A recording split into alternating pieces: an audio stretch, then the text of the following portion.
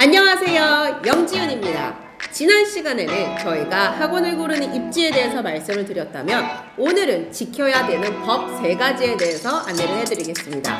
이거에 대해서 이야기 앞서서 저같이 학원을 지금 10년 넘게 한 사람도 처음에 오픈을 했었을 때 건축법, 교육청 조례, 소방법 이 3가지 중에 2가지나 지키지 못해서 오픈 일정이 늦춰지고 손해를 몇 천을 받고요. 엄청 비싼 과외였어요.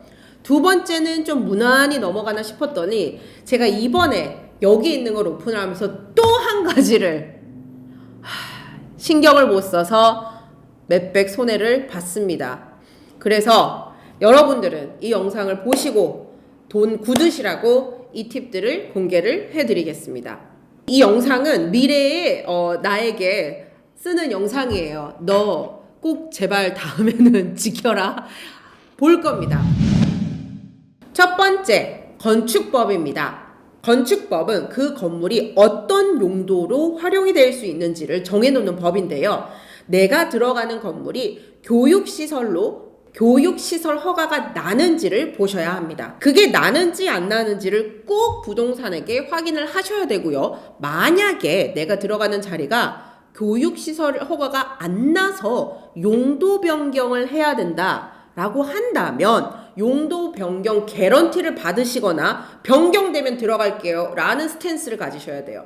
그 사항을 부동산 계약 시 꼭 조항으로 넣으셔야 됩니다.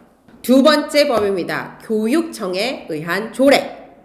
자, 교육청 조례에 의하면 어학원 같은 경우 강의실 면적만 150제곱미터 이상, 보습은 70제곱미터 이상이어야 합니다. 여기는 다시 말씀드리지만 공용 면적이나 복도를 포함하지 않은 순수 강의실 면적이고 내가 부동산 계약서를 들고 교육청에 신고를 하면 며칠 뒤에 교육청 직원이 나옵니다. 그래서 이상한 이런 기계 같은 걸로 이렇게 빨간색 점을 띡띡 쏴서 면적을 다 계산을 합니다. 그거에 부합을 하면 학원 허가증이 나오는 거죠. 자, 조금 헷갈리시겠지만 제가 강의실 면적이라고 했는데 저희가 부동산 계약은 전체 다를 계약을 하는 거잖아요. 그러니까 강의실 면적이 얼마나 나올지를 부동산 계약할 때는 모른다는 거예요.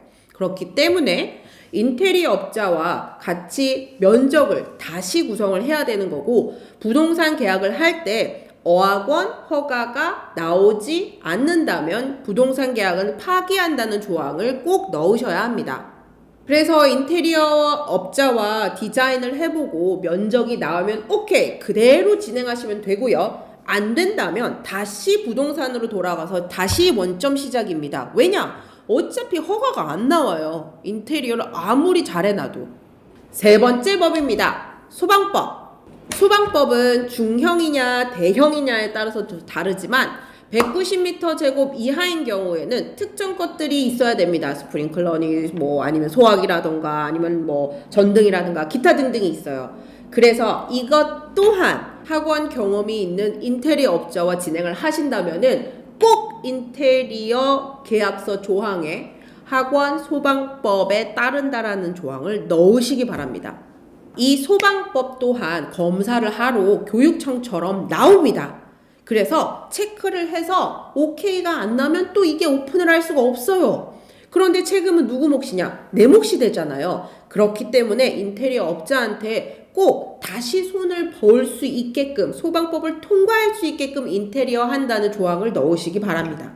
오늘은 학원 차리는 데 있어서 꼭 지켜야 할 3가지 법에 대해서 알아봤는데요. 건축법, 교육청에 의한 조례, 그리고 소방법 이 3가지였습니다. 썰을 풀자면 1호점 중에서는 제가 교육청 조례와 소방법을 제때 맞추질 못했습니다. 그리하여 벽을 뚫고 6층에서 내려오는 철제 계단을 설치하고 건물주의 허락을 받고 인테리어 돈을 또 주고 소방법 아저씨를 또 오게 해서 오픈이 늦춰졌습니다. 철제 사다리 11,000만 원이었죠.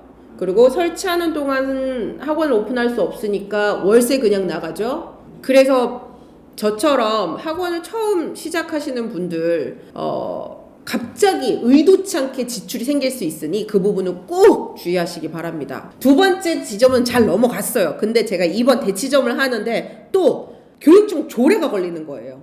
왜냐하면은 제가 계약을 했었을 때는 210제곱미터나 나왔어요. 너무 여유 있잖아요. 그랬는데 인테리어 사장님이랑 와서 띡띡띡 재보니까 원래 145밖에 안 나오는 거예요. 그러면 어떻게 나오냐면 학원문을 10명 강의실인 거예요. 복도가 없어야 되는 거예요. 근데 어떻게 그렇게 해요? 그럼 소방법에 또 어긋나잖아요. 이렇게 맞물려 있어요. 그래서 저처럼 학원을 12년 이상 한 사람도 이렇게 법을 어긋나게 지켜서 오픈이 늦춰지는 경우나 애로 사항이 있을 수 있으니 여러분들은 이 영상을 보시고 꼭 그런 실수를 안 하시기 바랍니다.